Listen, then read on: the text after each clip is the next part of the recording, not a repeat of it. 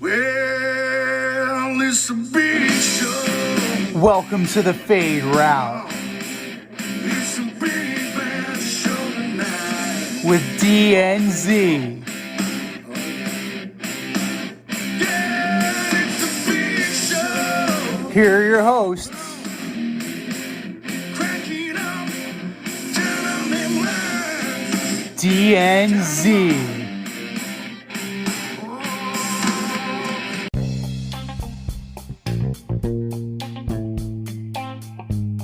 Welcome to this week's episode of the Fade Route with D and Z. I am D, and we got a great show for you tonight.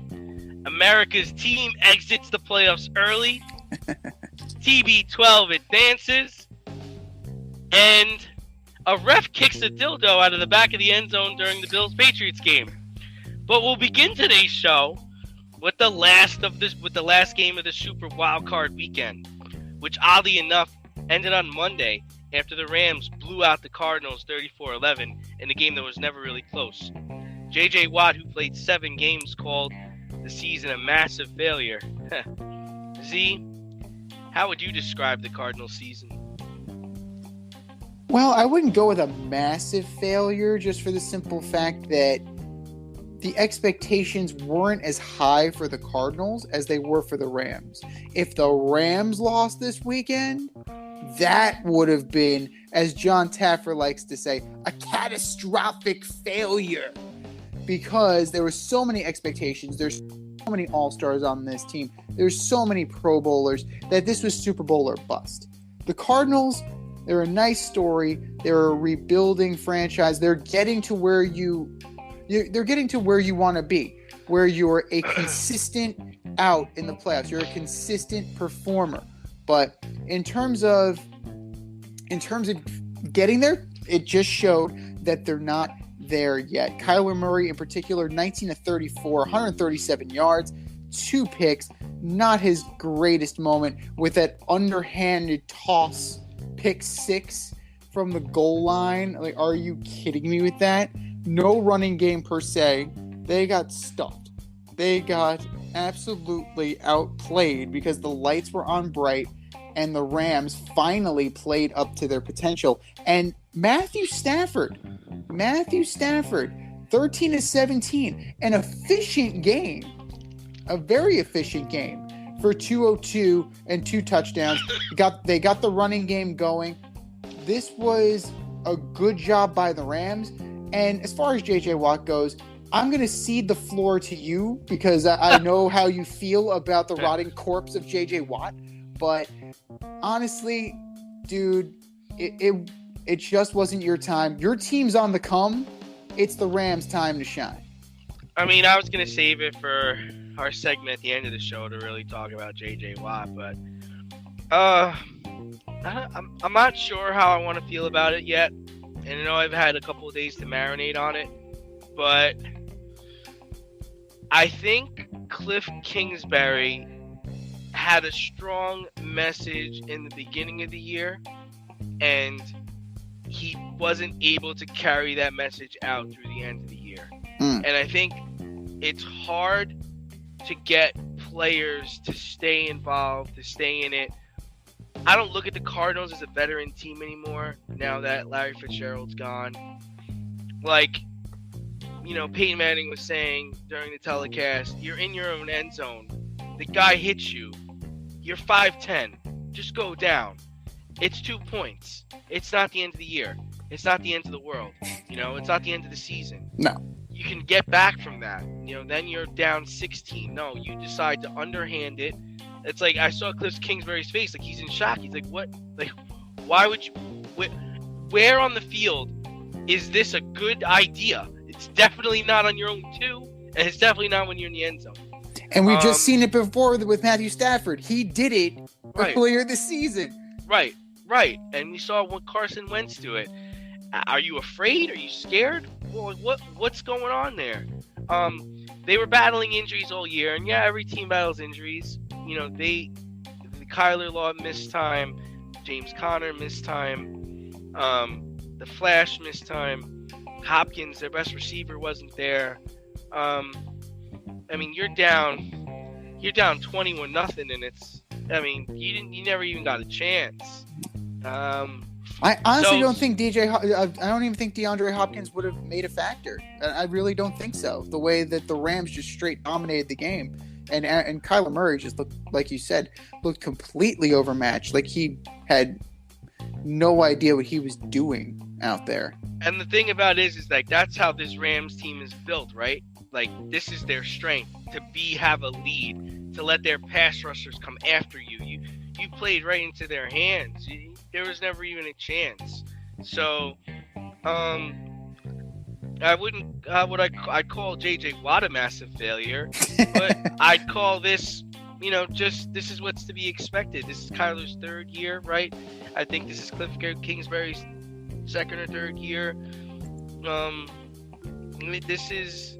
He needs to learn how to change your message in the middle of the season because they started hot. I mean, they lost to the Seahawks in the last game of the year. I mean, the Seahawks, they were terrible this year. And, I wasn't very fond of the defensive game plan. And, good riddance, honestly. Looking to break into broadcast media, web development, social media marketing, or filmmaking? Then CSB is the program for you.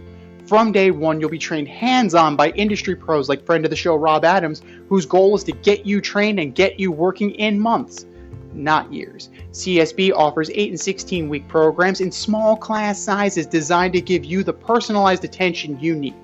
If you can make it in person, there are 5 East Coast locations. If you can't, they offer virtual classes too. How great is that? And once you graduate, you become part of the alumni network that gets you to the front of the line. Trust me, I'm an alum myself. Go to gocsb.com today, request more info, set up a studio tour, and who knows, you may very well be on your way to a career in broadcast media. That's gocsb.com and tell them Z sent you. gocsb.com. But I mean, that was kind of the low end of the weekend, but the NFL experimented with the 2 versus 7 game this year, and it seemed to fail, with both 7 seeds getting blowed out, down by 3 scores at some points. What were your takeaways from the Bucs versus the Eagles and the Chiefs versus the Steelers? Let's take it one game at a time. That Bucs game was not nearly as close as it ended up being. And even though it was 31-15, at no point did I feel like the Bucs were in any kind of danger. Without Fournette, without Rojo, you're starting Giovanni Briard and Keyshawn Vaughn, and that is your starting running backs. That's your tandem right there. And Tyler Johnson is getting catches. Brady was efficient in how he was able to do things. 271, 2 touchdowns. They neutralized the run, which they definitely needed to, and they were able to. The leading rusher was Jalen Hurts, and we've said this a million times about the Buffalo Bills, and it applies equally to the Philadelphia Eagles. If your quarterback is the leading rusher, you got a problem. So that game in particular, there was just nothing going on. And towards the end, I remember I was on Twitter because I was updating the fade route at fade route DNZ, and Damian Woody had just posted like this little meme. It's like, we have another quarter to play. It's like, Jesus Christ, it was almost like Rocky 3 or Rocky 4 with Drago, just like throw in the towel. It's over. He's dead. Throw in the towel. And as far as the Chiefs go, like, it was what we expected. The Steelers were on some kind of farewell tour for Ben Roethlisberger. They jumped out ahead. The Steelers were able to get ahead after the T.J. Watt fumble return for a touchdown, but then too much of everything for the Chiefs. Like, they actually had a pretty decent running game, a combined 106 yards. You're looking at Mahomes going off for 404 and 5 touchdowns. Travis Kelce getting into the mix, throwing his first career touchdown. So,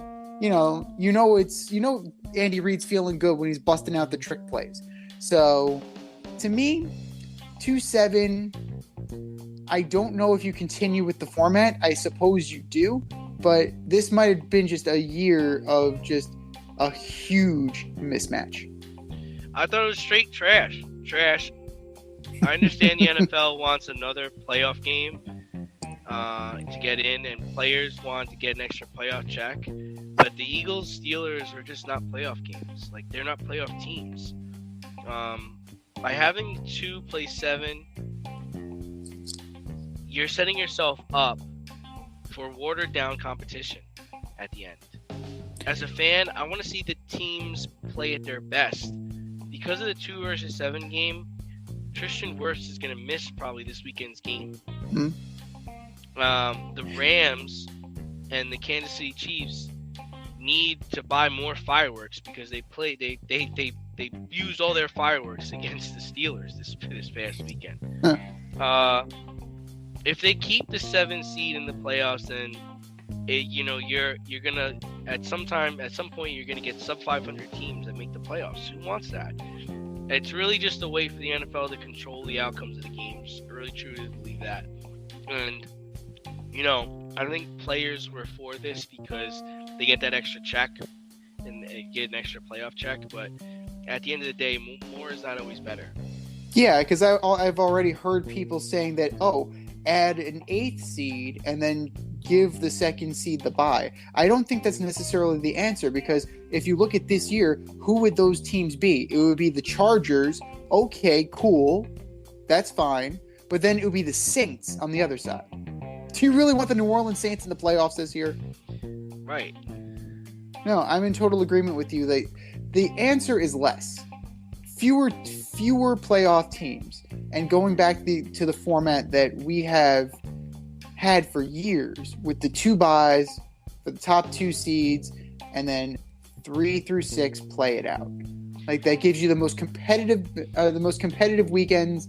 And if you do end up with a hot team making a run, as you've seen, like, think about the Giants, right? The Giants were wild card and they went to the Super Bowl. So if you make it that far, chances are you're going to rise to the occasion. But teams like the Eagles and teams like the Steelers, they didn't rise to anything. Like, the Steelers felt in particular like they were just happy to be there. I don't know if the Eagles were intimidated by the moment, since rookie head coach, second-year quarterback, so on and so forth. I don't necessarily think they expected to be in, so I don't know if they were just intimidated by the moment or if they just got outclassed by the Bucs. Because you know what? It's easy to get outclassed by the Bucs. They have an all-pro at almost every position. So it kind of is what it is in that regard. I mean, if the whole goal is to play more games, right? What if you just, let's do this. Let's go back to the old format. Top 6 teams get in.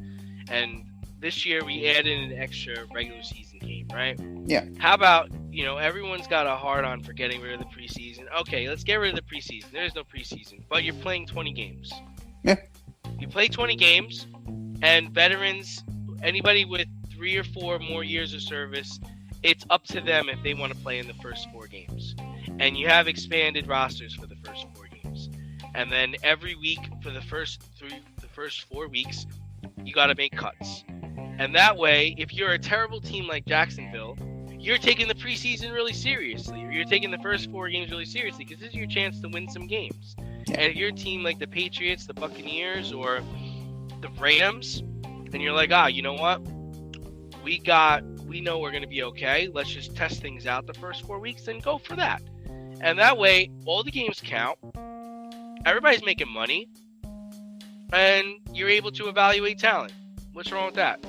No, absolutely, because you know that the younger teams, the rebuilding teams, they will let their position battles carry through.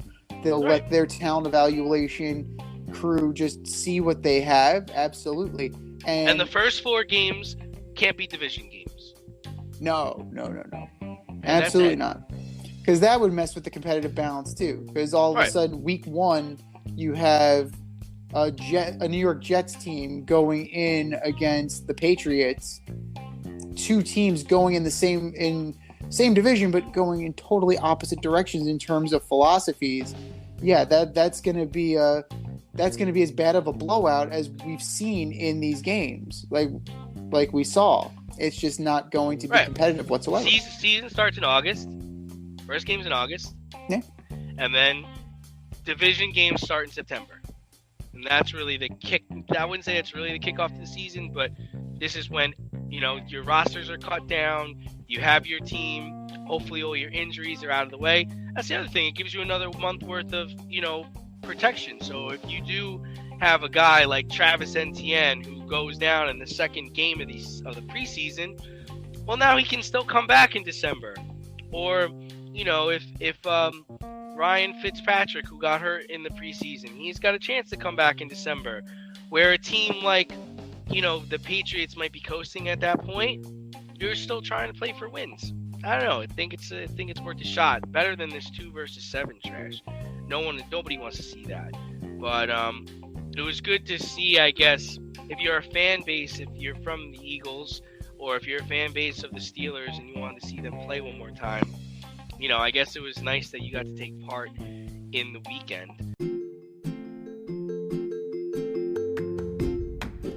You can't help but smile when you see a balloon. The simplest occasion is a party. Westchester Pop Stars, located in New Rochelle, New York, offers balloon styling and decor for all life's events.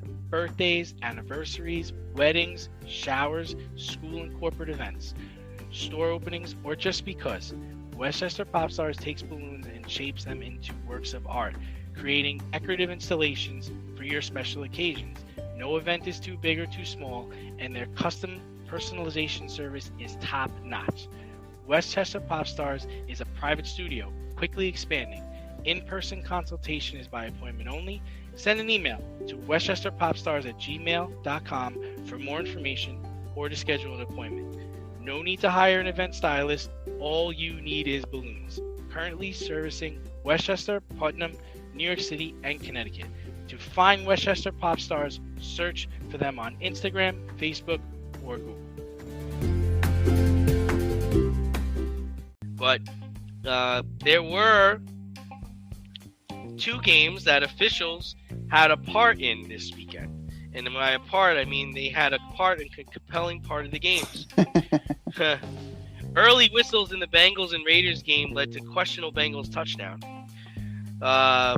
Quarterback Joe Burrow, he was running out of bounds, threw the ball to the back of the end zone. T. Higgins jumped up and caught the ball. But shortly after Joe Burrow going out of bounds, the whistle blew. Caused everybody to maybe slow up and stop a little bit. But T. Higgins caught the ball. They called it a touchdown. And we carried on from there. What were your thoughts in the early whistle and how the NFL addressed it after the game? By rule, as we know, and as it was very adamantly explained, that's a dead ball. As soon as the whistle blows, it is dead, you replay it. Period, end of sentence. Where you lose me is trying to go on the field and try and correct it. But a rule is a rule is a rule. You have it on the books for a reason. And Jerome Boger's crew totally foobarred that. Then all you had to do was know the rule book. And as a ref and as linesmen and as back judges, that's your job. Your job is to know the rule and not blow the fucking whistle inadvertently before the play is over. That is your job. You had one job. One. And it took away. It marred a good game. Joe Burrow had a decent game. Not earth-shattering, but he wasn't going to be able to sustain that 1,000 yards in 2 games kind of pace. But he did enough to win. Mixon didn't have his best game, but they did enough to win. And the Raiders, they have a legitimate gripe. they got jobbed out. Plain and simple. Yeah, I mean, this is what we need replay for, right? Mhm. I mean, I'm tired of the current replay format. If there's a part of the game that's done incorrectly, then let's have the sky judge come in and rule on it. We've had it happen a number of times in the playoffs over the weekend, even the last weeks of the season, where a play was clearly incomplete or there was clearly a completion, and rather than a coach waste a challenge, the sky judge goes, no, it's a catch, move on. No, it's not a catch, tell him to shut up and let's keep going. Mm-hmm. That should be what replay is. I don't want to hear about coach having 2 challenges. If they get those 2 right, they get a 3rd challenge. Like, why are we trying to make sure that only a certain parts of the game are correct? Mm-hmm. Like, let's make the whole... Like, if the plan is to do this right and get this right, then let's get this right. And you can only challenge certain. That's not reviewable. Stop. This was a clear call for the sky judge to say, no, Jerome, you blew the whistle. The play is dead. Start over. That's it. Instead, they let it continue. The touchdown counted, and of course, the Raiders lose by a touchdown, right? And of course, it's the Raiders. Mm-hmm. It's not. It wasn't the Steelers. It wasn't the Chiefs. It wasn't the Bills. It was the fucking Raiders. And then the worst part is you come back and you try to defend it, saying that the whistle happened after the catch. No, that's not true. We all heard it. Everybody there heard it. I'm not saying that defensive back would have made a play on the ball. I don't think it really changes the outcome of the game. But guys, if the point of this is to get it right, then let's get it right. I'm okay with human error on holding and pass interference, things that are more judgmental, I'm fine on. But if the ball hits the ground, it's incomplete. If the ground causes a fumble, it's not a fumble. If a quarterback crosses the touchdown line, it's a touchdown. If the whistle was blown before the play ended, and then the play is dead, like, there's no argument on that. And I don't understand why this is so hard. And you know what? Just to cross over for a second into baseball, it's like baseball is the one sport, right, where they can actually use replay to get everything right. Like, we don't need an umpire anymore. We literally can watch TV and know what a strike is and know what a ball is. We have Quest Tech to tell us what strikes and balls are. You want to put the umpire back there and let him call the balls and strikes that the computer tells him to call? Then let's have at it. But think about it. You eliminate arguing. You eliminate the bullshit from the umpire if he's having a bad day, if he can see, if he can't see. All that stuff goes out the window. And that's the other part. It's just like, there's going to be human error in this thing. And if you're not going to be able to live with that human error, then let's get it right. My main gripe with replay is the selective reviewability. Like, what is or is not reviewable based on the rules? It should be all or nothing. That has been a bugaboo of mine for years, and it continues to be. You have a chance, like you said, you have a chance to get it right. You can get every play right. What the problem is that baseball, football, even basketball, getting to the point where we don't want to make that happen because we don't want to lengthen the game. Well, then you need to figure out a way to penalize teams for doing that. So, if it's going to be if everything's on the table, then there has to be a consequence for this thing. If you request a review and you're incorrect, you're penalized. I don't know. They need to come up with something, because what we have right now is not working. Plain and simple. And I'm just glad that the Saints weren't in to get victimized again. Because that would have been how many years in a row that something happened with the referees and the Saints that led to, like, the pass interference thing when they started throwing flags, when they started challenge flags for pass interference. Like So stupid. that led to something, but I get the idea. I get where the intent was on that. You want to get it right because that call was so egregiously bad. But Sky Judge. eh, Sky Judge. that's it. XFL had it right. Or the AF. The AF had it right. Oh, the AF.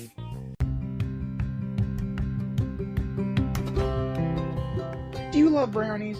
Of course you love brownies. But you know what's better than a brownie? A delicious, handcrafted, gourmet brownie delivered right to your doorstep. That's what our guys at Sweet Life Brownie Co. offer. Chef Tommy D and the crew offer a dozen delicious delights that you will crave, from the classic OB to Dutch apple to campfire s'mores and many more. Check out their website, sweetlifebrownieco.com, for their Friday brownie drops. At noon, their site goes live and you see what they're making. Since you're there, become a site member and earn points. You earn 50 points just by signing up. Make sure you follow on Instagram and Facebook too, at sweetlifebrownie_co, for the latest updates and their latest releases and creations. That's sweetlifebrownieco.com. Give them a call, 845-641-3043, and tell them D&Z sent you. That's sweetlifebrownieco.com, 845-641-3043. Sweet Life Brownie Co., because there's always room for a brownie. So in the second game, the Cowboys ran a quarterback draw with 14 seconds left in the game from midfield and no timeouts. Rather than give the ball to the ref, Dak Prescott gave the ball to his center. So after the play was over, come down, they realized they need to give the ball to the referee, who needs to spot the ball. The ref trips over the center, trips over the Cowboys, can't put the ball down quick enough. Naturally, time expires. Who does this loss fall on? Oh, but first and foremost, how about them Cowboys? But I don't know. It's all foobarred from the beginning. You know, you have 14 seconds left. You have no timeouts. Who calls a quarterback draw? Who calls a quarterback draw? That is like the you can call, because why? They're gonna give you the middle of the field. They're gonna say, take it. Take it. Take all the yards you want. That's when you're supposed to. That's when you're supposed to look over the sideline, like, Kellen, I can't hear you. Right. Okay, I'm just gonna call my own play. This guy's a quarterback draw. If Kellen Moore calls that, then that's on Kellen Moore. Dak Prescott, if you're any kind of quarterback worth your salt, you are checking out of that play at the line. You're like, yeah, I heard that. We're not doing that. And then, no. Seriously. It's like plain and simple. That's the dumbest thing I've ever fucking heard. We're not doing that. And on top of that, it compounds itself with Dak Prescott giving the ball to the center rather than the umpire, because the umpire's got to set it, and you know the rules. You're not a rookie. So this falls on Dak Prescott, and then after the game, it continues to fall on Dak Prescott, because in the press conference, he kind of intimated that agreed with fans throwing garbage at the refs. Awful. Dude, Awful. The only thing garbage was your performance in the last 14 seconds. The play call was wrong, the execution was wrong, everything was wrong, and it falls on you as the starting quarterback. Yeah, I mean, for me, it falls on everyone. It certainly doesn't fall on the ref, because the ref was just trying to do his job. You try sprinting 25 yards in 15 seconds to go spot a ball. And then squeezing between the center and Dak Prescott, trying to get the ball, put it down. I mean, it's definitely not his fault, but I think it falls on everybody. Right? It falls on Mike McCarthy for terrible clock management again. You know, and for having such an undisciplined team. 14 penalties in the game, 8 of which resulted in a first down for the 49ers. The Cowboys led the league in penalties this year. How about Dan Quinn letting Deebo Samuel and one-handed Jimmy G hang 20 points on them, man. Where was this great Dallas defense that we saw all year? Dak Prescott, terrible throws. Not knowing the rules? You don't know that the ref got to put the ball down, dude? You don't practice this on Fridays in the 2-minute drill? Get the ball to the ref? What are you guys doing? Don't tell me Mike McCarthy doesn't know that, because I know he does, because Aaron does it. Kellen Moore not telling Dak to start his slide with 10 seconds left to maybe give them a chance. You want to call the draw? Call it, but say, Dak, you got to start getting down at 10 seconds. You got to get down so we can spike the ball. Hey, Dak, remember, give the ball to the ref after you get down. Don't give it to the fucking center. The fuck is the center going to do? He doesn't even know where to put the ball. You realize he did that? He gave the ball to the center, and the center had no idea where to put the ball. Yeah. Dak, I don't know. Where the fuck did you go down? I have no idea what the hell Dak Prescott was doing in those last 14 seconds. It was everything that was wrong and everything that is indicative of the Dallas Cowboys.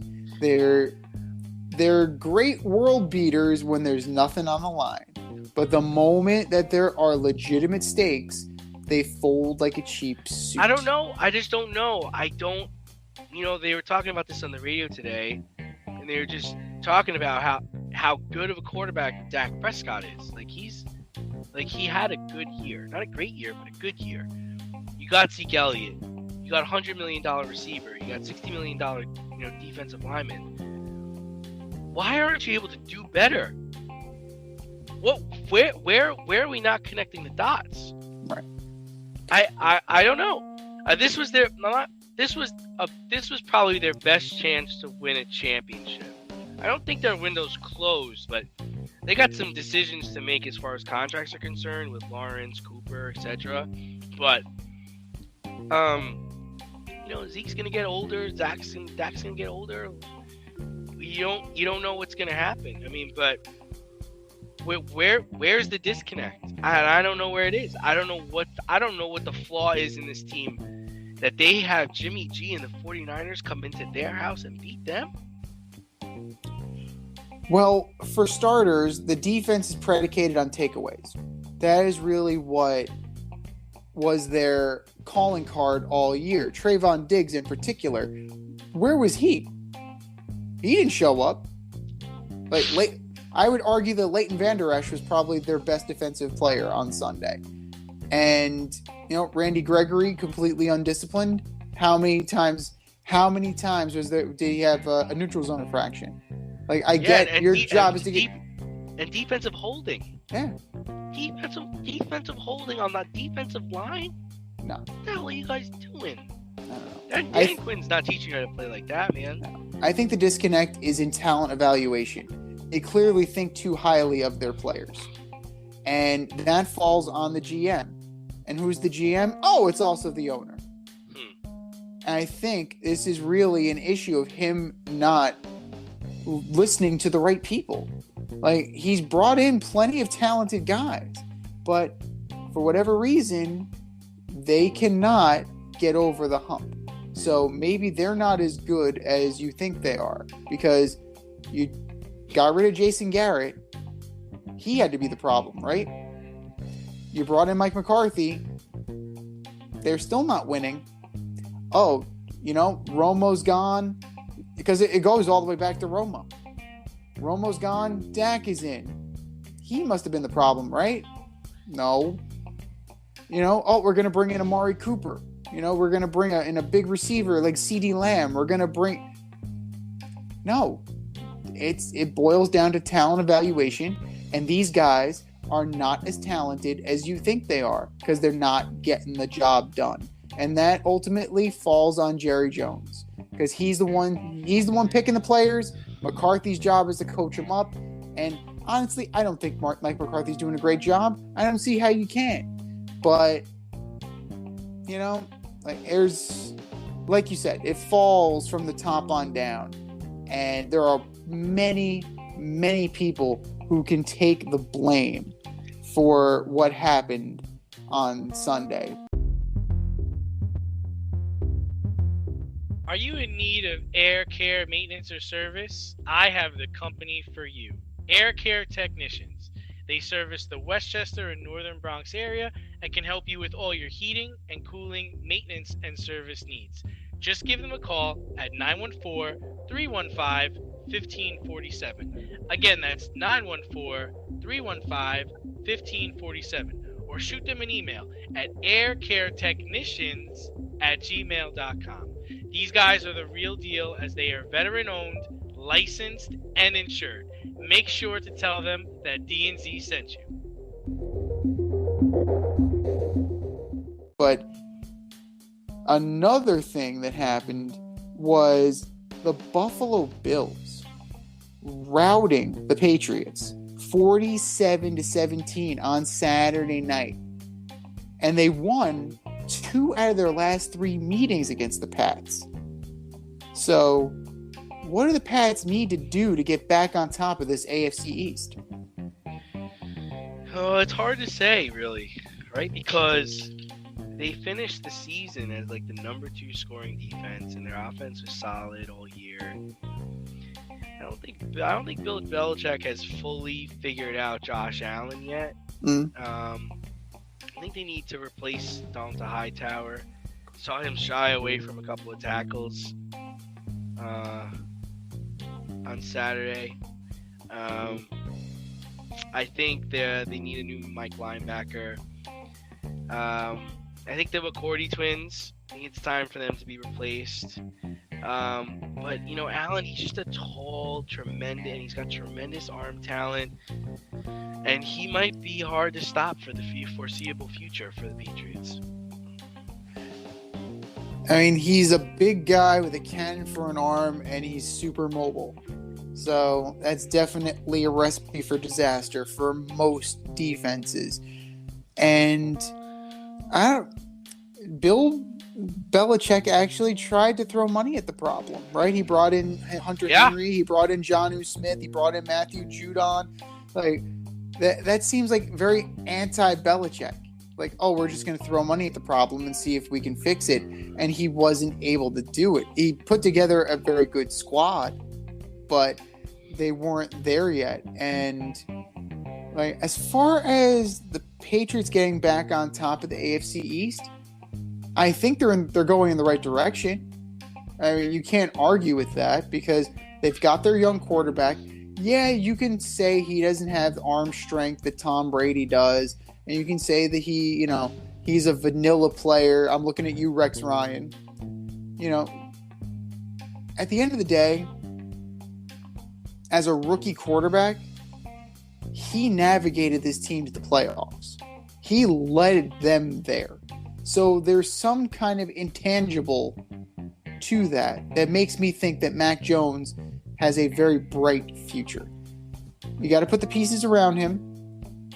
More seasoning will help. I mean, granted, the lights were on brighter, and he's not. Mac Jones isn't unfamiliar with playoff pressure because he went to this little place called Alabama. You may have heard of it. So he definitely has experience, but now he's got the taste of it in the pros. There is a big difference between the college game and the pro game. Now he's gotten the taste of it, and Bill Belichick is the right guy in his ear. That's the one thing. He's got the coach in his ear who will motivate him to be better, and this team will be better, I think, with just a few minor tweaks on defense. I think it'll be fine. If you want to get another wideout, I think that would be a good addition too, because tight end is fine. You have a good backfield in Harrison Stevenson. You probably need some more wide receiver talent. But, I mean, there's small tweaks that'll keep them competitive, but this is just Buffalo's time right now. And I could see them trading the division for the next 5 years. It's definitely doable. What's the deal with the Buffalo fans throwing dildos into the end zone when the Patriots score? That's a great question. I didn't even notice it at the time, and then Me neither. I saw it on replay. I'm like, "What is that?" I'm like squinting. I'm like, "Did somebody lose a towel?" I'm like, "That's an odd shaped towel. It's a big towel. That is a big and oddly shaped. Oh my god!" And Kendrick Bourne pointed out to the ref. I don't know what he wanted the ref to do about it. He would throw a flag. Like, I'm not touching that. it. No. I'll kick it. I'll kick it out. Like, yeah, that was interesting. And then the other thing that was interesting for me anyway was Ryan Fitzpatrick in the stand. Was he doing? Taking off his shirt. It's fantastic. Ryan Fitzpatrick is a national treasure. Very fitting. It was such a weird ass game between the dildos and the blowout and Fitzy. I'm like that. What the hell is going on in Buffalo? They brought the entertainment. If anything, they had the most entertaining game for the stuff that wasn't happening on the field.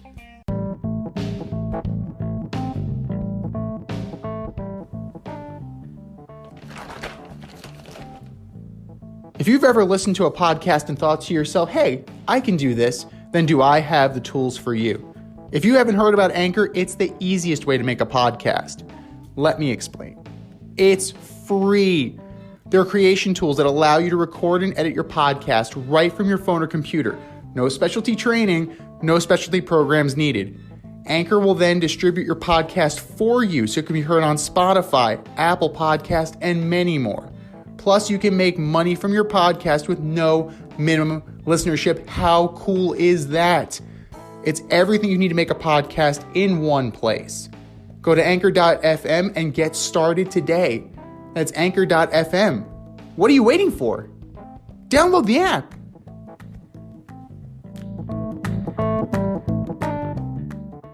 Well, switching gears to basketball. Kevin Durant sprained his MCL. Be out the next 4 to 6 weeks. Nets are not very healthy right now, but does that matter?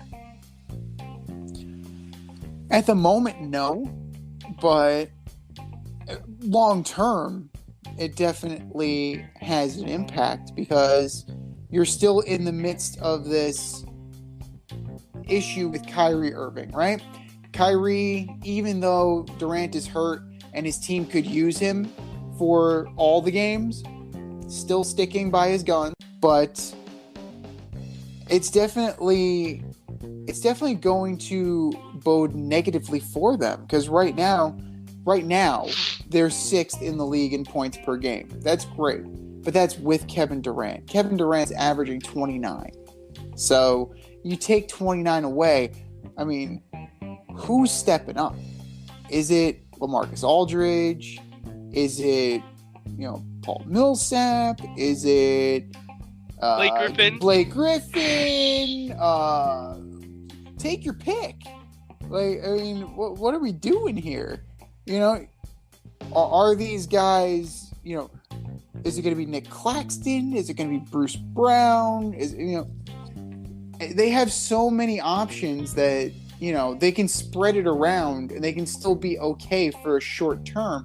But if this goes longer and you have to rely on guys other than James Harden, it's definitely going to be, more problematic, especially as these guys, as we've noted, like they're a little bit long in the tooth. They're a little bit older. There's more tread on the tire. So even if they're fresh, I mean, how fresh are they going to stay? Yeah, I don't think it matters. Yeah, I don't think so. All they really need to do is get into the playoffs. And I'm sure, I know Harden's hurt, but I'm sure he's not going to let them go below an 8 seed. I mean, we're not talking about the Nets like we're talking about the Lakers. They have tons of talent. They should be able to make it out. They should be able to make the playoffs. And then once they get in the playoffs, it's a completely different ballgame. I mean, I don't usually say things like this, but Kevin Durant might be the best player on the planet right now. Like you said, he's averaging 29 points a game, 7.4 rebounds, 5.8 assists. And he's a sneaky good defender. He's got that tall length to him. And he he's just so talented, and his dribbling and his shooting. I think he's shooting over 50% from the field, 38% from three. But all that, I mean, they're still gonna make the playoffs. Now, are they gonna be able to beat a team like the Bucks? I don't know. I mean, you're gonna have to be really healthy to be able to compete with some of these Eastern Conference teams once the playoffs start. No, absolutely. And I mean, you still have the opportunity at the trade deadline to kind of revamp this team and kind of reimagine it if you're finding that Kevin Durant's rehab isn't where you need it to be. And if that means you build it around James Harden for a little bit and kind of reshuffle the deck chairs, then that's what you have to do. And Sean Marks is definitely one of those guys that, you know, he's done it and he's earned his stripes in this league. And I think that they will be able to stem the tide for sure. But if they do fall to the 7 or 8 seed, right? Imagine that. You know, you're the Bucks. You're the number 1 seed. And you draw the Nets in the first round?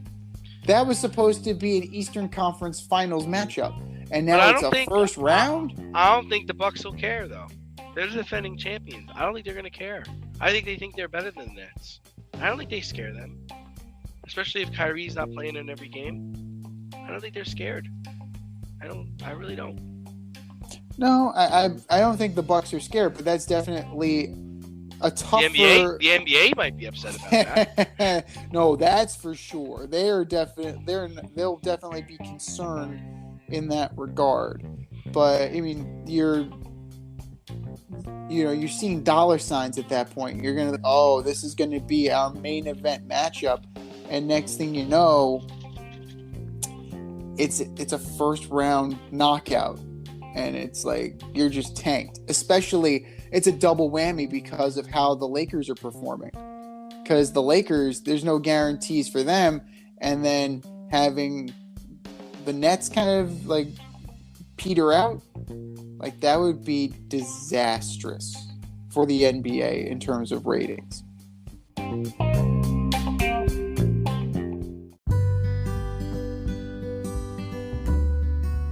Avoid messy accidents. Get better stopping power with your brake pads. Callahan brake pads. You never know when you'll be driving in the road and there will be a truck tire that you need to avoid and save your family.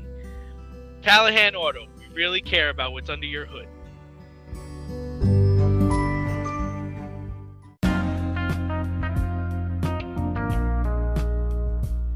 It's the In Route, where friends of the show get a special segment with us. Want to be part of the action? Want to be the newest member of the In Crowd? You know what to do. Hit us up, faderoutemail@gmail.com, or slide in those DMs on Fade Route Podcast on IG, or hit that Twitter, FadeRouteDNZ.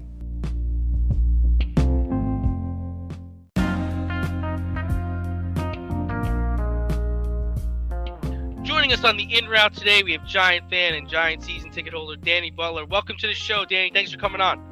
My pleasure, guys. Thanks for having me. Good to talk to you guys. How's everything? Oh, you know, a little this, a little that. Living the dream, huh? Every day, and twice on Sunday. There you go. All right, we'll start you off with this. We know firsthand about your passion and knowledge of the game of football, so we have to ask you, at what point did you know Joe Judge was not the guy? You know what? I'm still not convinced he's not the guy. I mean, I can't argue for them firing him. It makes all the sense in the world. After last year, I was so high on Judge. You know, got off to a rocky start. They really rallied. The team played hard for him through injuries. I was very high on him. Like, for the bottom to fall out like this, I mean, I'm still kind of in shock over the whole thing. Numb would be the word, you know? Well, wow, so you were in his camp. You were on his side. You were kind of defending him, saying, you know what, let's give this a whirl. Let's give it a try. We can make this work. You had his back for most of the season? For most of the season, up until the end. I mean, and I think Giants ownership had his back, especially John Mara, until the end. You know, the last couple of press conferences were just a little off the wall. It sounded like a guy begging for his job, a little desperate. And I mean, I know we had a lot of injuries, but the last couple of games it was just ugly. It was unwatchable. You couldn't watch him. And yeah, I think quarterback sneaks on your side of the field. Exactly. Like And you know what's weird? The first quarterback sneak on 2nd and 12 from your own 2, I almost understand it. All right, let's get 2 or 3 yards. We'll set up a third and more manageable. But then you have to throw the ball. To do it 2 in a row, it looked like you were giving up. And nobody's going to blame you. If Jake Fromm throws a pick 6 there, he's Jake Fromm. Nobody's going to blame the coach for it. He wound up doing it later in the game anyway. So what's the difference? The perception was he gave up, and I think that's what cost him his job ultimately. Yeah, it's a shame. But John Mara, president, CEO, co-owner of the New York Giants, with the retirement of Dave Gettleman, dismissal of Joe Judge, some have called for John Mara to resign and to choose somebody else to be president. Do you share those same beliefs? I mean, I'm very down on John Mara too. The last 4 or 5 years, obviously, it's pie in the sky thinking. I mean, his whole life is the Giants. The Mara's whole life is the Giants. That's their business, you know. So you might want Mara to go, but he's never going anywhere. So I don't think there's really any point to do it. I think finally he sees that he needs to change the way he does things, go outside the organization, outside the quote-unquote Giant way, which hasn't worked the last 5 years, obviously. So yeah, it's just interesting, you know, because with the Cowboys, they're always asking Jerry Jones to kind of like step aside, like let football people run this entirely. So I can understand why some Giants fans are starting to feel the same way with John Mara, but I can also see how he's got a lot of pride. It is his life. It is his family. It's everything they got. I don't see him doing it either, but I wondered if you thought it could be beneficial if he did. It certainly could be. I don't want to put him in the same camp as Jerry Jones, where Jerry's making the decision. Mara's making the decisions of what football people to put in charge, and I think he's gotten too comfortable. Like if he's putting people that he feels comfortable instead of the best person for the job. And I think finally after this last disaster, I think he's ready to go outside the organization and maybe do something he's maybe not totally comfortable with. God, I hope so. But since Dave Gettleman and Joe Judge are now gone, what should the Giants do with Daniel Jones and Saquon Barkley? It's a tough spot. I mean, injuries have really hurt both their careers so far. I think you have to let them play through their 50-year options here. Their trade value is very low. Yeah. I think you got to roll the dice. You hope they're both healthy. You hope the team improves. I don't think you could sign either of them to a long-term contract right now. If they do have a good year next year, stay healthy, you can always franchise one of them. You can always try to work something out. I think they're kind of stuck for this year anyway.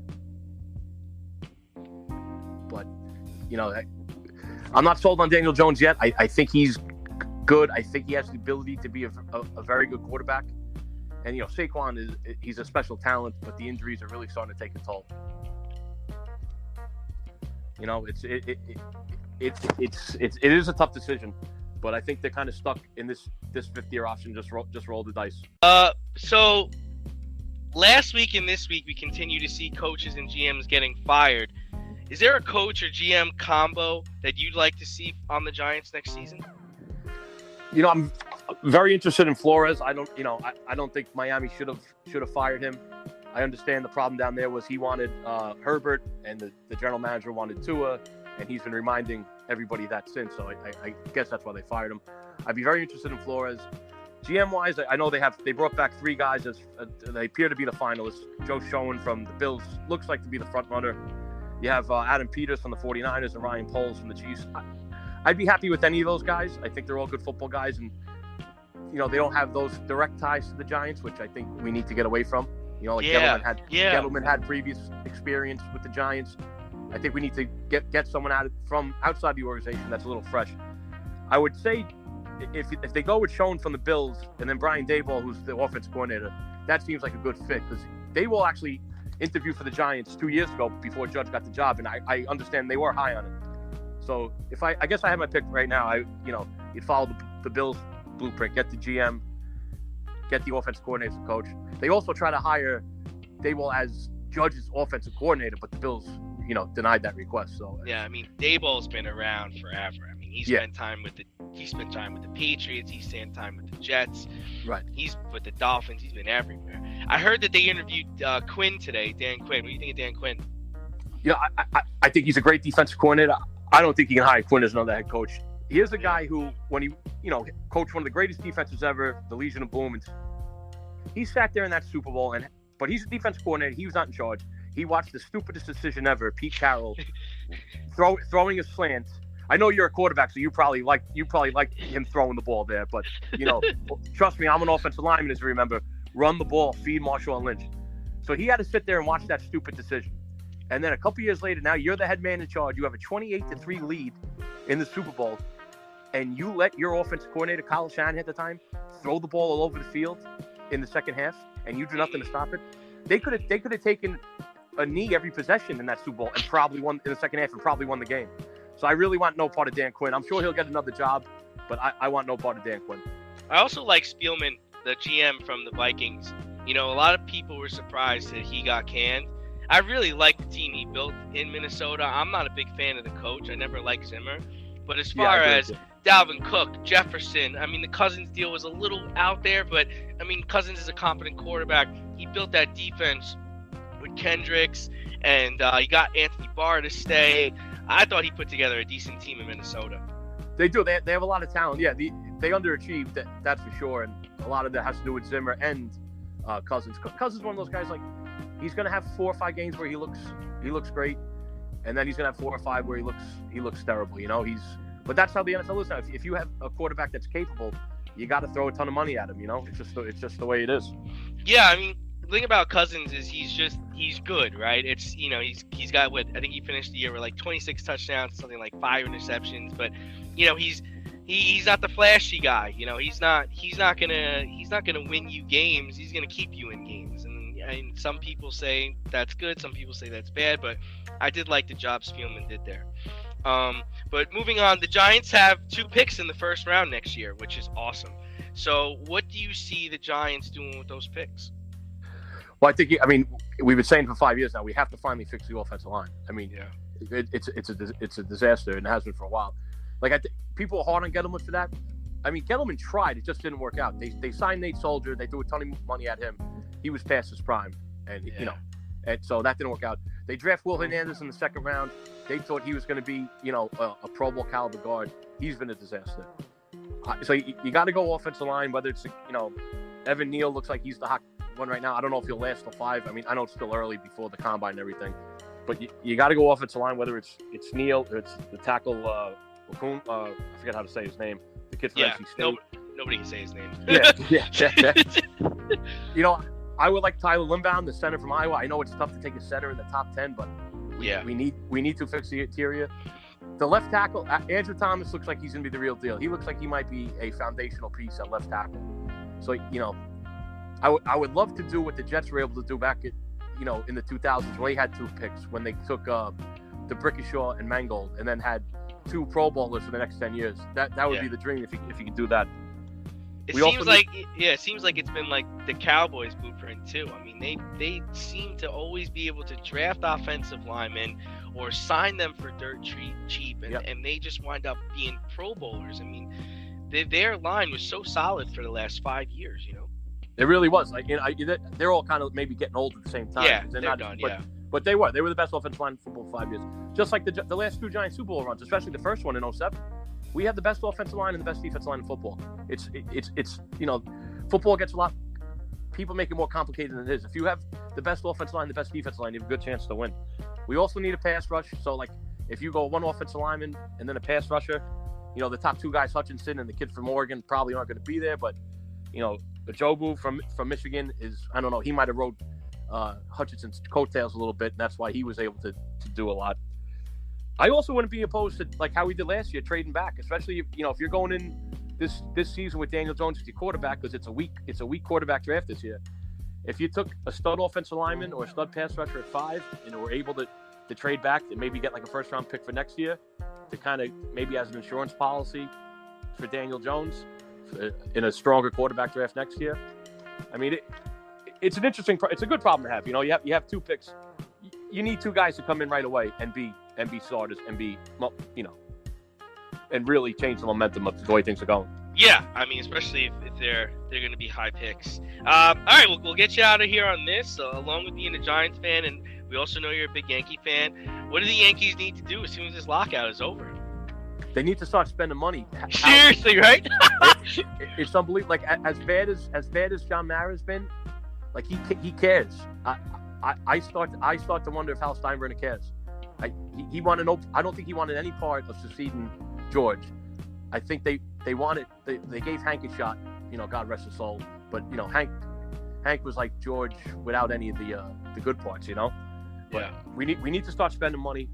Listen, I don't like Carlos Correa if the whole Astros thing's obviously, but at this point I think you open up. We need a shortstop. You open up the pocketbook and you give it to him. I know we have a lot of shortstops coming in the pipeline in the farm system, but Yeah. It's the Yankees. It's always win now. So Yeah, and Chris Bryant's out there. I'm a big Chris Bryant fan. I feel like the Mets are trying to get him. I'm really nervous. You know me, I'm a Braves fan. I'm really worried about Freddie Freeman because that right field porch is just, oh my God, could you imagine? Yeah, if I could have one, I love Freddie Freeman. If I could have one guy, I would say make it Freddie Freeman. I wouldn't mind re-signing Rizzo, but I would much rather Freeman. I never thought of him as a guy to leave Atlanta, but you know what? After winning the World Series, maybe he thinks he's accomplished all he needed to do there. So I would absolutely love Freddie Freeman. The problem is the Braves don't want to pay him. They don't Right. want. They can't agree on the years. They can't agree on the dollars.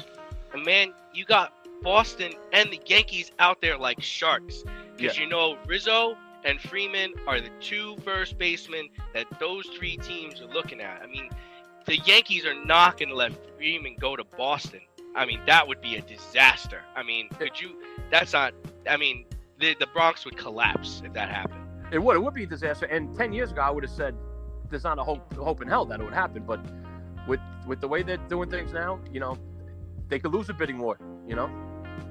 Yeah, you're right. And this was never possible back in the day. But now, I mean, I can't believe what's happened so far. I mean, they missed out on so many guys. They really did.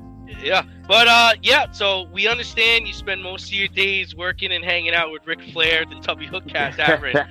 But thanks for coming on. Feel free to plug your business and let people know how they can find you.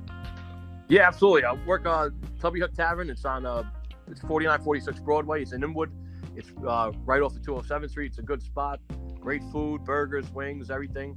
The stellar staff. Obviously because I'm there. Every day. I work Monday through Friday days, 11 to 6. But stop in anytime. Nights, weekends, everybody there is great. Awesome.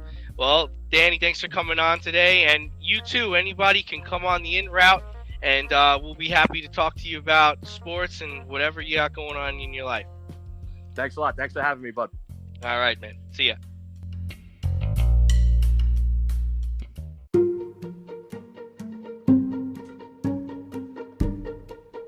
The Fade Store presents the Alleged Superstar of the Week Award.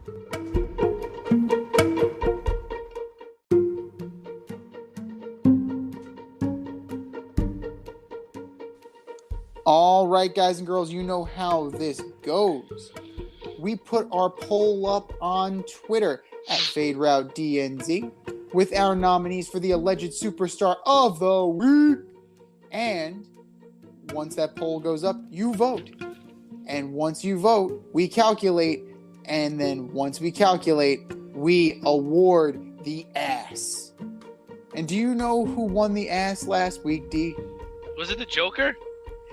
The Joker was 2 weeks ago. This past week, it was none other than Carson Wentz. Oh, Carson Wentz. How does that taste? Probably not very good. But it's not as good as a Philly cheesesteak. But who are your nominees for the Alleged Superstar of the Week award this week, Oh, you already know who I got. First, Alleged Superstar of the Week, J.J. Watt. Guy plays in 7 games, has 10 tackles, 1 sack, and has the audacity to call the Cardinals season a massive failure. Kyler Murray missed time, Hopkins missed time, Connor missed time, Edmonds missed time. This was the reason everyone was making excuses of your hot start, JJ. If the Cardinals bring you back, that would be a massive failure. JJ Watt, you are my Alleged Superstar of the Week. Next up, Dak Prescott. He run a quarterback draw on fourth down. No, he run a quarterback draw in the fourth quarter with only 14 seconds to go in the game. Subsequently, time runs out, and you encourage fans to throw trash, beer, and food at the refs on their way out of the stadium? You're the starting quarterback of the Dallas Cowboys. Act like it, bro. Dak Prescott, you are my alleged superstar of the week. Kyler Murray, you're backed up on your own 2-yard line. You drop back to pass. You feel pressure. You roll out to your right. You get hit rather than take a sack and a safety. All 5'10" of you decides to underhand the ball out of the end zone, and it leads to a pick six. And now you're down by 21 points. Kyler Murray, you are my alleged superstar of the week. What say you, Z? All good choices. All good choices for sure. You got a couple of mine. So, Murray, that was a pretty straightforward one. He played like absolute garbage. Dak Prescott, you're kidding me, right? Like, what more do we have to say about You're Mr. the quarterback Prescott? you're the quarterback of the Dallas Cowboys, and you're encouraging fans to throw shit at refs. Are you you're supposed to be like are you kidding me? Yeah, no. That's embarrassing. Yeah, no. But you know who else was embarrassing? Mike McCarthy. For not only coaching that stinker of a game, but then trying to throw the team under the bus. You heard about this, right? Oh, they looked intimidated even in pregame prayer, and I was worried. Really, bro? Really? It sounds like you're just trying to back over them with the bus because you're trying to save your own pathetic ass. Mike McCarthy, you are my alleged superstar of the week. Novak Djokovic, you're on the list again, buddy, because not only did you get deported once, you got deported twice. Australia said, no thank you, sir. They said, good day, mate. And they sent you packing. Novak Djokovic, you are my alleged superstar of the week. And last but not least, Jerome Boger's crew. All of you, collectively. All of you, you're all garbage. Back up the truck. Back it up. For stinking up the joint and blowing a crucial call. The crucial call in the Raiders-Bengals game. Jerome Boger's crew. You are my alleged superstar of the week. And, ladies and gentlemen, it is now time for you to go to our Twitter page and vote. And for all of our nominees today,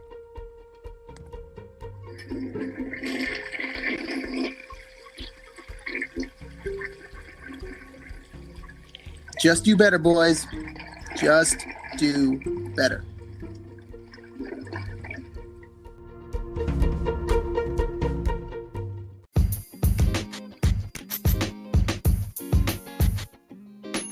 Your favorite podcast has its own merch line now. Go to the Fade Store with DNZ.com today for all your Fade Route merch needs.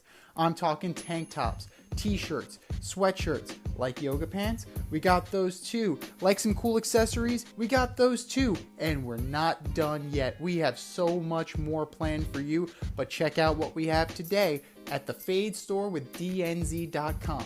That's the Fade Store with DNZ.com.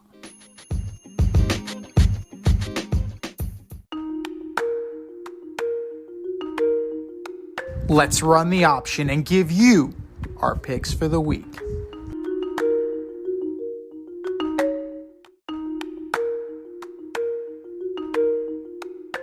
All right, brother. It is time for the option for the divisional round. How'd you do last week? I actually did pretty good. I went 5-1. I only lost the Steeler game. It's a nice job. I went 4-2. Roll the dice a little bit, and roll the dice on the Raiders, roll the dice on the Cardinals, and, well, one of them was a complete overreach. The second one, as we know, thanks, Jerome. But Saturday, January 22nd, speaking of the Bengals, 4:30 p.m., the Cincinnati Bengals at the number 1 Tennessee Titans. Who you got? Yeah, I'm gonna take the Titans. My whole thing is Joe Burrow could throw a clunker in there every once in a while, And I don't believe in Cincinnati's defense. I think they have a whole ton of talent on offense, but I don't believe in them on defense. And especially if King Henry is returning. And then as far as the defensive side of the ball for the Titans, they have some first rounders on that defensive line. They're going to be ready to play, so I'm taking the Titans. I'm going to go with the Titans as well. Like, you have Landry, you have Bud Dupree, you have Kevin Byard, you have guys on defense that can go for the ball as well as go for the quarterback. So that's something that's definitely going to work in their favor. And Derrick Henry, like, even without Derrick Henry, the Titans were still able to run their offense. Now, getting him back is a luxury. So we'll see what Derrick Henry actually is. But I think that they'll still be able to work over the Bengals and get to the next round. Saturday night is all right. The San Francisco 49ers go into Lambeau to take on the Green Bay Packers. I really want to take the 49ers, but I'm going to go with the Packers. I don't know Nick Bosa's status. I don't know Fred Warner's status. I know Jimmy G's status. And he's just going to give the game away. That's kind of what his MO is, whether he's healthy or not. He did it in the Super Bowl. He tried to do it last week. It gives you pause, which makes him perfect for the Cleveland Browns. They lose, and then they trade Jimmy G to Cleveland, like we've been saying. Aaron Rodgers is going to have a field day. Packers win pretty handily. Sunday. The LA Rams go into Tampa Bay to take on Tom Brady and the Tampa Bay Buccaneers. I'm not betting against Tom, so I'm taking Tom. This is going to be the game of the week right here. I mean, you have a star-studded Rams team. The Buccaneers are a little wounded right now. If they get Fournette and Rojo back, it's a little, I have a little less pause. But that being said, Tom Brady, Matthew Stafford, need I say more? I'm taking Tom Brady and the Bucs. And your Sunday night game, the Buffalo Bills go into Arrowhead to take on the Chiefs. The Bills, I'm a believer. Wow. This is another one that's got game of the week potential for sure. The Bills seem to be firing on all cylinders. Are they going to be able to go and slay the dragon? I'm not sure. As much as I would like to, the Chiefs are humming. And once the Chiefs' offense is humming, they are really hard to stop. So I'm going to take the Chiefs on this one. This has been the Fade Route with D and Z. Thanks for tuning in tonight. Catch our podcast Wednesday nights on the Anchor, Spotify, iHeartRadio, or wherever you listen to your podcasts. Until next time, stay faded, everyone. We'll talk to you next week.